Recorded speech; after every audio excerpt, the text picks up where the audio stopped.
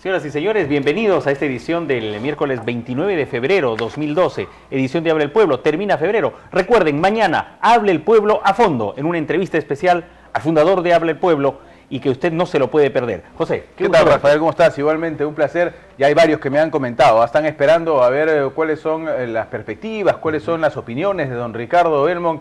Hay una coyuntura política bastante interesante como para ser conversada por alguien que tiene la experiencia, ¿no? Ha estado en el Parlamento, ha sido candidato presidencial, ha sido 2 veces alcalde municipal, así que vamos a esperar a ver qué nos cuenta mañana don Ricardo. Y en un análisis profundo de la coyuntura nacional. Amigos televidentes, ¿qué hace el Estado frente a las mafias de tierras, mafias de terrenos? No solamente en nuestra capital, en todo el país. Tenemos reportes desde Chiclayo, desde Trujillo, del interior del país correspondiente a nuestra región selva, Moyobamba, Madre de Dios, tráfico de tierras. Y lo que hoy se ha reportado con relación al lomo de Corvina es bastante preocupante. Familias humildes con riesgo de perder la posesión, porque más del 44% de propiedades aquí en nuestro país son posesiones que están por 10, 15, 20 años, y en este caso gente muy necesitada. Aquí se creó en algún momento, Rafael, una costumbre de ver un terreno, sobre todo cuando no tenía un dueño privado, y llegaba un montón de gente con sus carpas, esteras, y esto producto, por supuesto, de la necesidad de vivienda que ha habido en el país durante hace muchísimo tiempo, y que todavía continúa pese al boom de las construcciones que fue denominado hace unos años atrás. Pero llegaban, se establecían, pasaban unos años y ya les daban su título de propiedad o su documento de posesión. Lo que ha pasado en Lomo de Corvina es realmente preocupante porque hay una persona que dice ser dueña de 500 hectáreas en el lugar.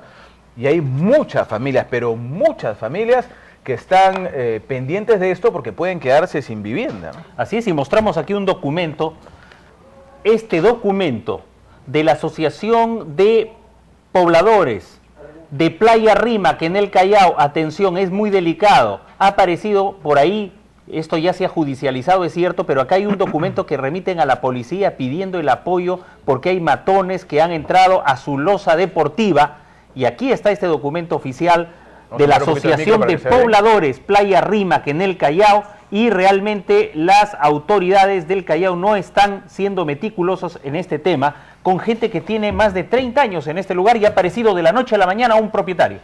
Y esto ocurre, como bien lo dices, Rafael, en diversas zonas. Por ejemplo, en el mismo Callao hubo un proyecto, no sé si hasta ahora está, pero hace un par de años atrás había un proyecto donde la gerencia encargada acudía a diversas zonas para ver la regularidad de las personas que vivían, ¿no es cierto?, en zonas que normalmente fueron invadidas en su momento, porque además esto permite hacer una proyección de coberturas de agua, de energía eléctrica, pistas y veredas.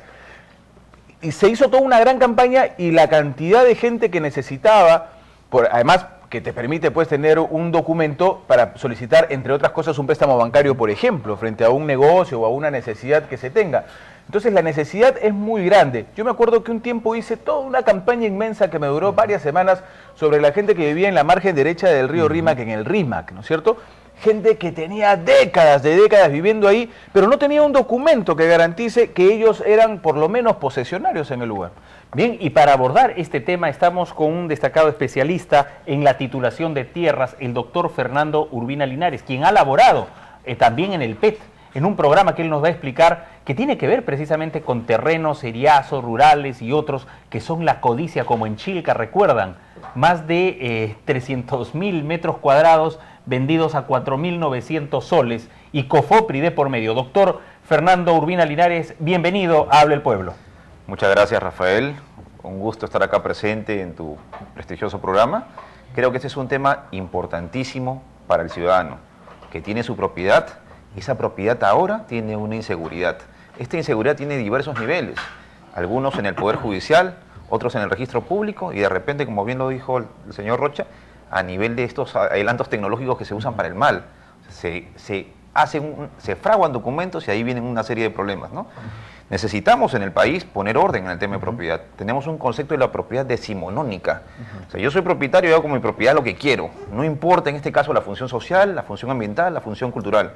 Y ahí es lo que se cometió un gran error primero al hacer la titulación urbana y rural en un solo organismo. Ahí encuentra el origen el doctor Urbina, mejor dicho, esto se da mucho tiempo, invasiones, es cierto, hay gente que es, vamos a ver, sorprendida porque necesita vivir, es un derecho humano vivir, la Constitución lo garantiza, pero cuando esto aumenta, porque hoy en día está ocurriendo la cantidad enorme de tráfico de tierras.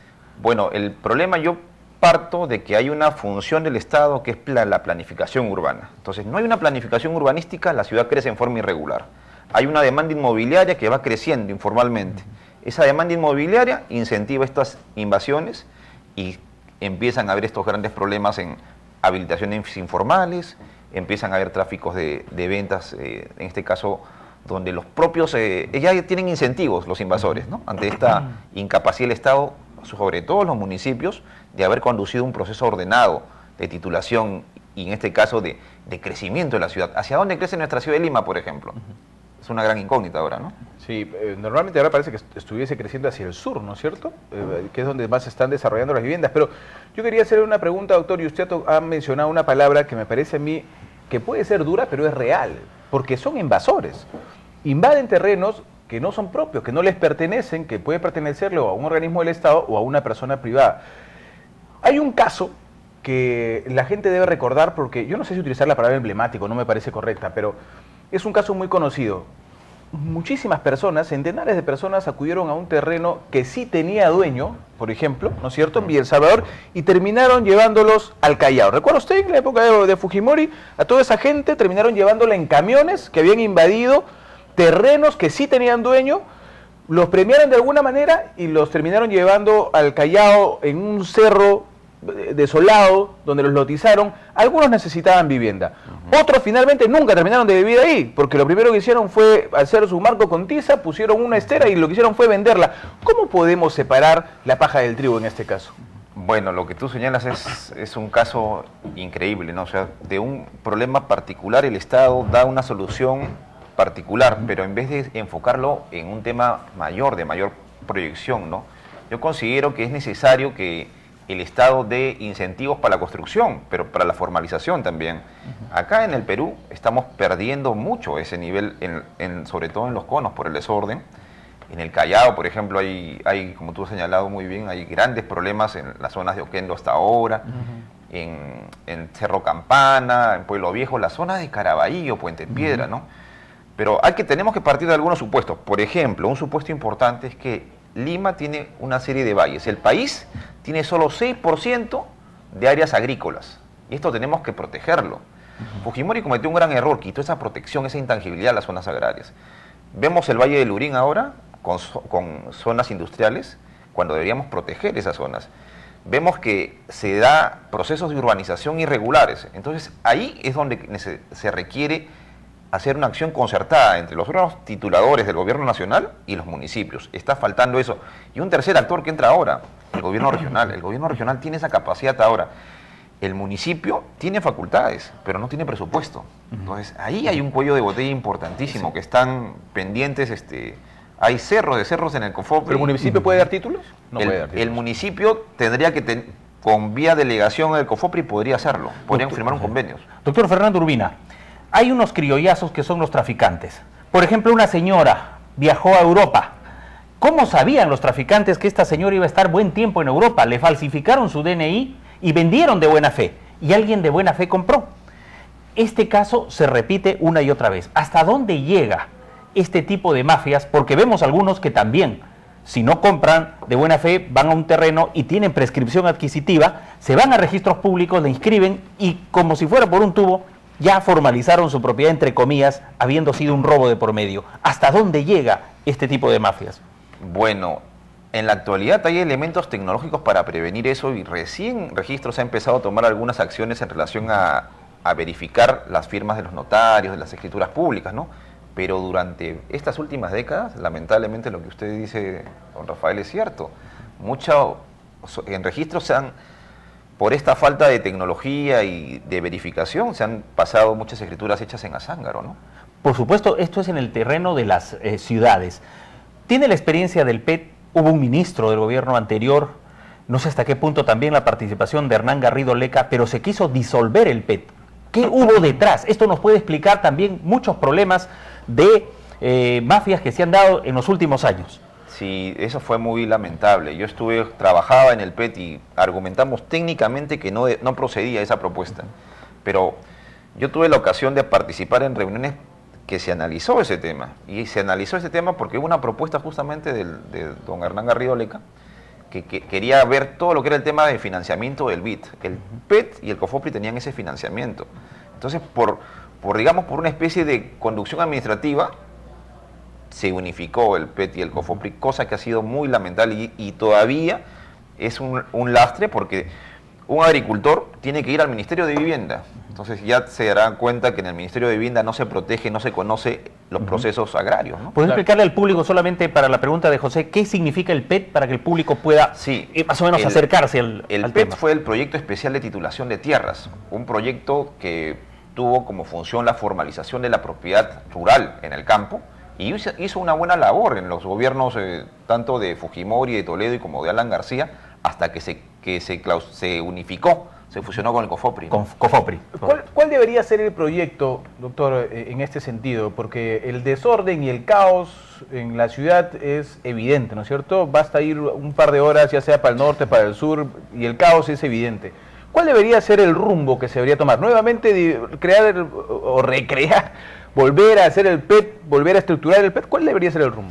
Bueno, el PET debe, en mi opinión, regresar porque el PET está dedicado a las zonas rurales. Entonces, en las zonas rurales necesitamos formalizar el derecho de propiedad de los agricultores. Entonces, eso es una necesidad fundamental. Y tiene que haber un catastro rural. Esto es muy importante. En las ciudades pienso que el COFOPRI, con toda la experiencia que tiene, debe entrar en convenios con los municipios. Esa es la única solución que yo veo más viable. Y también el municipio metropolitano de Lima tiene que tener claro el tema de la zonificación y el plan de expansión urbana, ¿no? Entonces, muchos planes quedan en el papel y no son planes que son vinculantes, ¿no? Entonces, la ciudad tiene que crecer por un lado y significa que no puede crecer por otro. Por ejemplo, eso significa en España lo que se llama la regulación de la ley del suelo. Significa que la ciudad crece por este lado y no crece por este otro. Eso que parece tan simple, eso significaría evidentemente que algunas propiedades van a tener más plusvalía y otras se van a perjudicar, pero eso va a ser beneficioso para la ciudad. Claro, pero en España se crece por un lado y no por el otro porque se crece con formalidad. Sí. Lo que pasa es que aquí se crece pero de manera informal. Eso es interesante. Yo no sé si hay alguna manera de hacerlo, porque a mí me parece complicadísimo, por lo menos para quien analice este tema y lo estudia, como ustedes. ¿Cómo hacer para evitar las invasiones? O sea, yo contrato, o no contrato, me hago de 5 hijos, y todo le digo, ya sé que muchachos compren sus esteras, sus palos y su bandera, y pasando el Lomo Corvina hay un terreno que hace tiempo que no lo ve nadie. Antes ahí, tarde o temprano el Estado les va a dar su posesión y seguramente les pone agua y todo lo demás.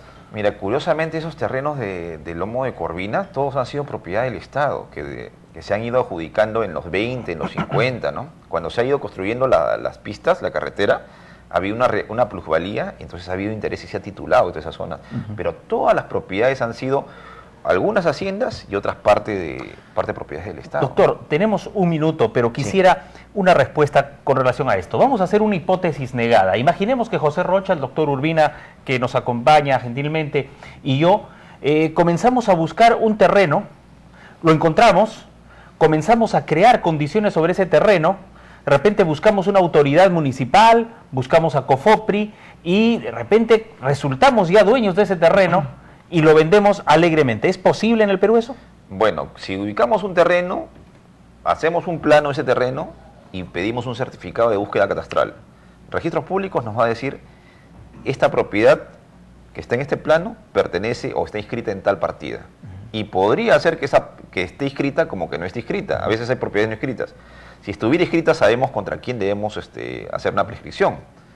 Entonces, ahora ahí viene ya el factor malévolo, ¿no? Delictivo, de aquellos que utilizan la tecnología, en este caso, para hacer documentos fraudulentos, ¿no? En el país hemos visto conflictos impresionantes, doctor, de gente que se mete en terrenos que deberían ser parque, por ejemplo, área verde, y como el municipio no actúa, aletargados, lentos, pasivos, no hacen nada, parece un terreno eriazo, vienen y se chantan ahí.